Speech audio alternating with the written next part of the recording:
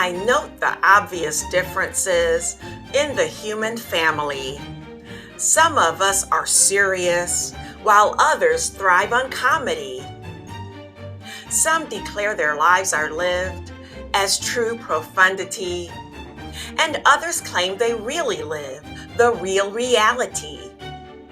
The variety of our skin tones can confuse, bemuse, and delight. I've sailed upon the 7 seas and stopped in every land.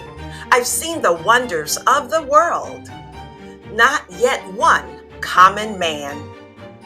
I know 10,000 women called Jane and Mary Jane, but I've not seen any two who really were the same. Mirror twins are different, although their features jibe. And couples think quite different thoughts while lying side by side. In minor ways we differ, in major ways we are the same. I note the obvious differences between each sort and type. But we are more alike, my friends, than we are unalike.